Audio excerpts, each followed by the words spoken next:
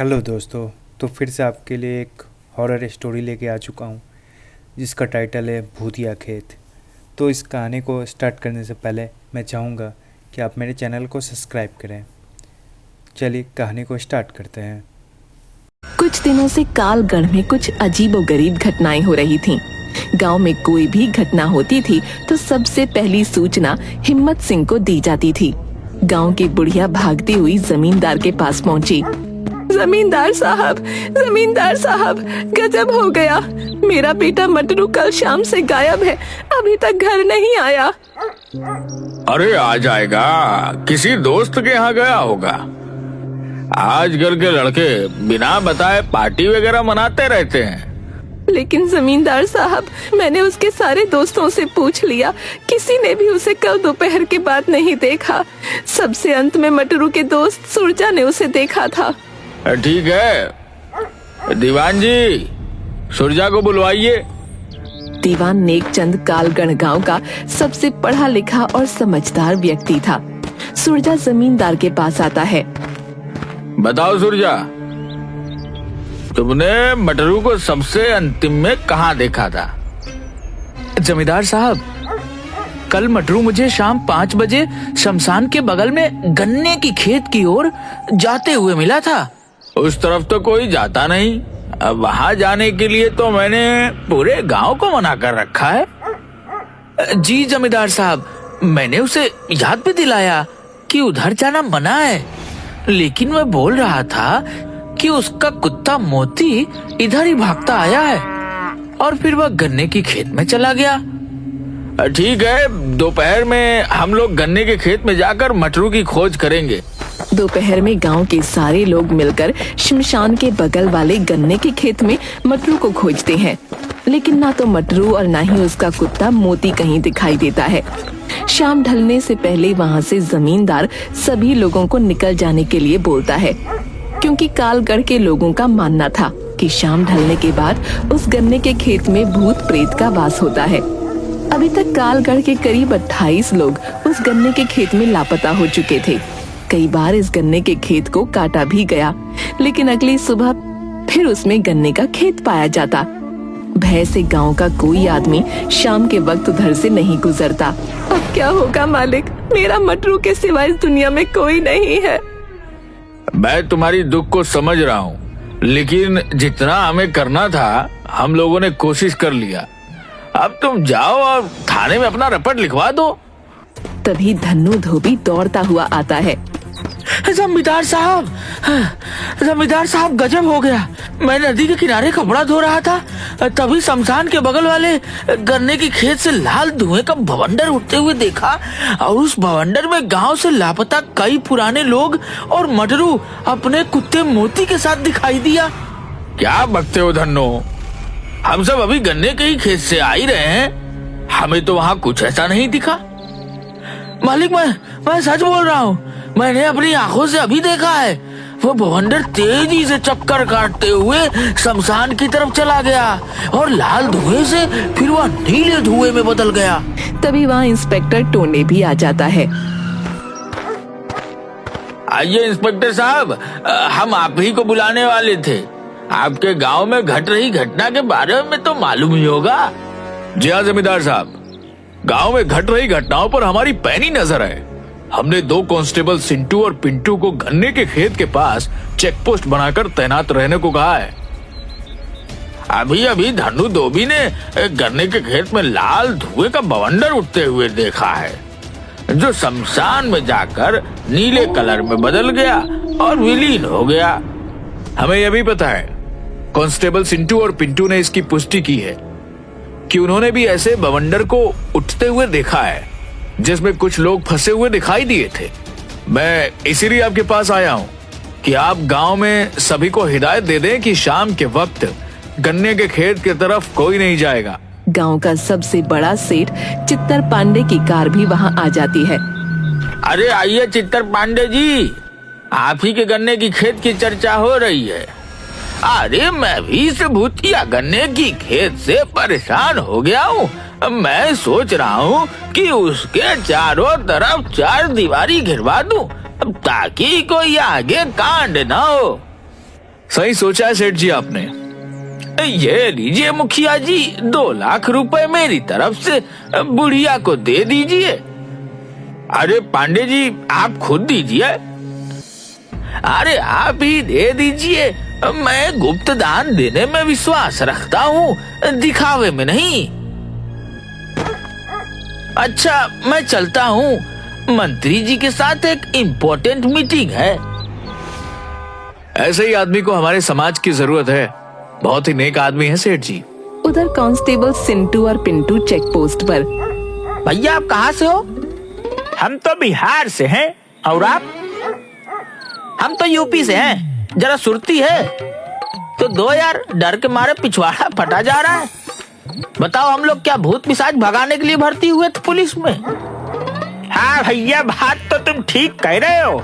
ये लो चिनौटी, पहले खैनी रगड़ो फिर खा के सोचेंगे कि हमें क्या करना है। डर तो ससुरा हमें भी लग रहा है।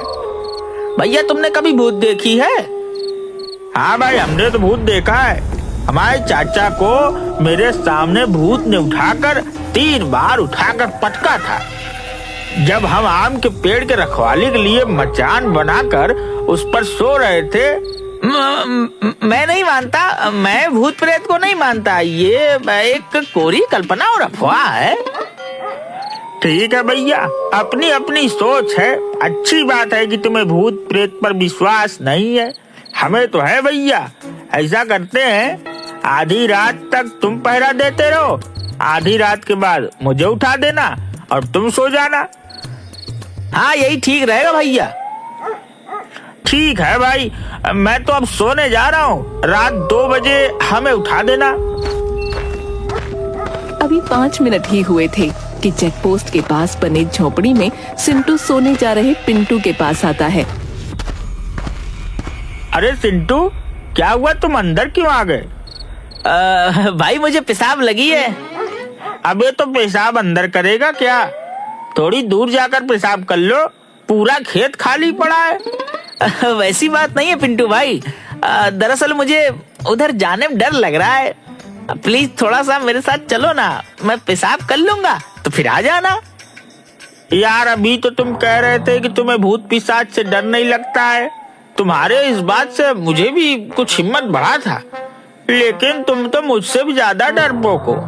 चलो टॉर्च लेकर चलते हैं। सिंटू चेक पोस्ट से कुछ दूर जाकर पेशाब करने लगता है। उससे 2-4 कदम दूर पिंटू खड़ा हो जाता है। अचानक वहाँ से एक काली बिल्ली सिंटू के पैरों से टकराती हुई दूसरी ओर खेत में भाग जाती है। सिंटू डर के मारे उछलकर पिंटू के ऊपर चढ़ जाता है। भैया बचाओ बचाओ, मेरे पैरों से भूत टकराया अभी। अबे वो काली बिल्ली थी, मैं भी उसे टॉर्च की रोशनी में खेत में जाते हुए देखा है। चल उतर जा। नहीं भैया भूत है, अभी अभी मेरे पैरों में टकराया है। मुझे भूत से बचा लो, मैं अपने पत्नी का इकलौता पति हूँ, उसका क्या होगा? वो विधवा हो जाएगी, बचा लो। तभी आकाश में अचानक बिजली चमकती है और बादल गरजने की आवाज के साथ सिंटू और डर जाता है। भूत भूत, अरे उतर, मुझ पर क्यों दिया मुँह? सारा वर्दी खराब कर दी तूने। चल झोपड़ी के अंदर चल। सॉरी भैया, वो बादल की आवाज और डर से मेरी सुसु निकल गई। भैया हनुमान चालीसा पास रखते हो क्या? भूत पिशाच निकट नहीं आवे, महावीर जब नाम सुनावे। दोनों कांस्टेबल चेक पोस्ट के पास बने झोपड़ी के अंदर चले जाते हैं और एक ही खटिया पर दोनों सोने की कोशिश करने लगते हैं, लेकिन डर के मारे दोनों को नींद भी नहीं आ रही थी। तभी एक बार फिर बादल गरजता है और हवा से झोपड़ी के ऊपर रखा टीन नीचे गिर जाता है। सिंटू भूत भूत करते हुए खटिया से उठकर बाहर भाग जाता है। उसके पीछे पीछे पिंटू भी भागता है। अरे सिंटू किधर जा रहा है? रुक रुक जा मेरे भाई, तुम भी जल्दी भागो वहाँ से, भूत है वहाँ। भूत, मैं जा रहा हूँ थाने में, तुम भी भागो वहाँ से। पर मेरे भाई गांव तो इधर है, उधर तो गन्ने का खेत है, उधर नहीं जाना।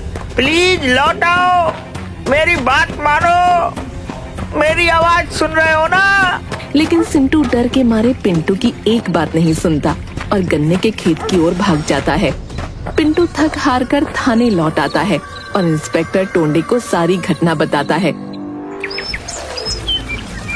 सुबह में सभी लोग कांस्टेबल सिंटू को खोजने गन्ने के खेत में जाते हैं, लेकिन सिंटू का कहीं अता पता नहीं मिलता।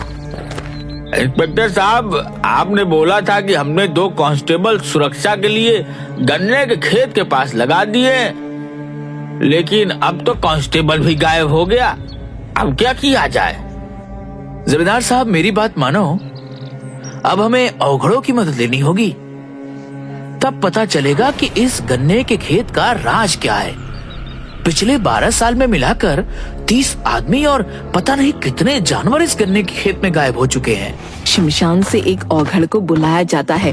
वो हड्डी को खोपड़ी में मारकर कुछ सुनने की कोशिश करता है और बताता है, जय महाकाल, मेरी तैलिया मसान की खोपड़ी बता रहा है कि आज से करीब 12 साल इस गन्ने के खेत में किसी पुजारी की हत्या करके गाड़ दिया गया था। उसी पुजारी की अतृप्त आत्मा अपनी ओर ध्यान खींचने के लिए ये सब कर रहा है।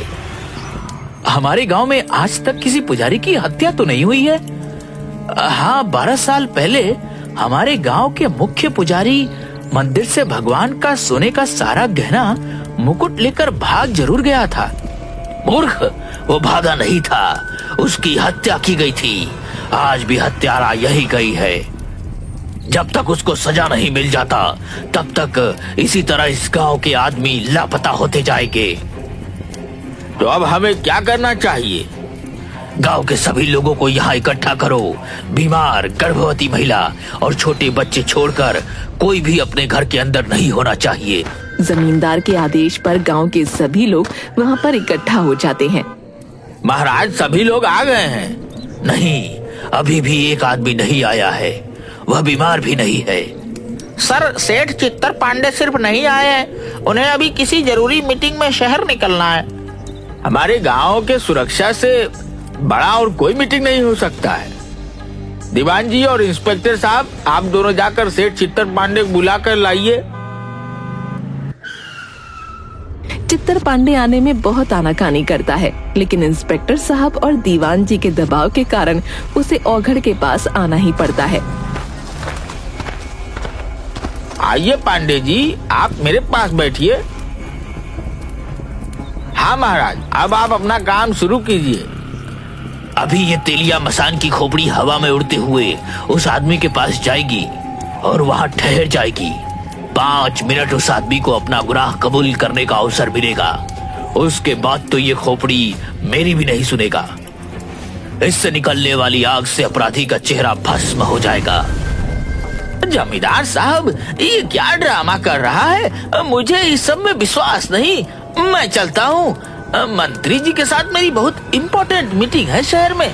अरे मैं फोन कर दूंगा मंत्री जी को, वो मेरे जान पहचान के हैं, आप टेंशन मत लो, आधे घंटे की बात है। तभी अचानक अवधार की खोपड़ी उड़ते हुए सीधा चित्तर पांडे के पास आकर रुक जाती है। औघड़, ये क्या मजाक है? हटाओ इसे यहाँ से। शायद आपने मेरी बातों को गंभीरता से नहीं लिया।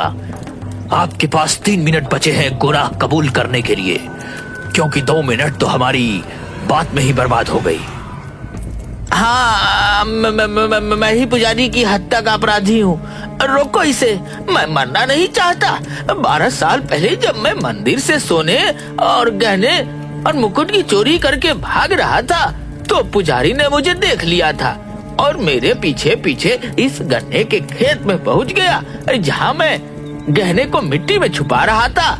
मैंने उससे विनती की, लेकिन वो नहीं माना, तो मैंने उसे गला दबाकर मार दिया और वहीं उसकी कब्र खोद दी।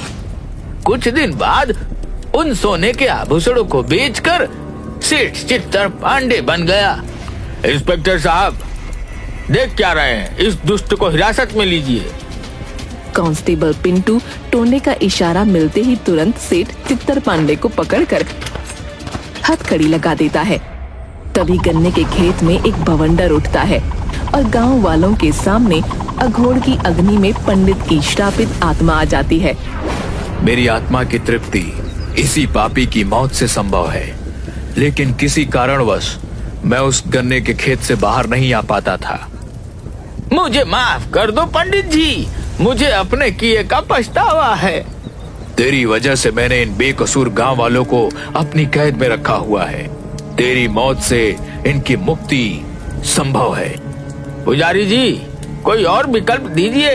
किसी की मौत से आप संतुष्ट कैसे हो सकते हैं? चुप करो तुम सब।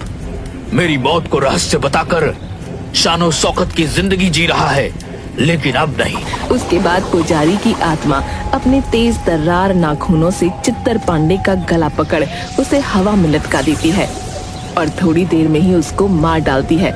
इसके बाद आत्मा वहाँ से गायब हो जाती है मुक्ति, मुक्ति। और एक के बाद एक करके 30 आदमी और कई मवेशी उड़ते हुए आकर औघड़ के पास गिरते हैं और सभी सुरक्षित अपने अपने परिजनों से मिल जाते हैं। औघड़ के कहने पर उस गन्ने के खेत को जलाकर पुजारी जी की याद में एक बड़ा सा मंदिर बनवा दिया जाता है। अगर आपको ये कहानी पसंद आई हो तो सब्सक्राइब करें और इसी तरह भूतिया हॉरर स्टोरी के लिए बेल आइकन को ज़रूर दबाएं।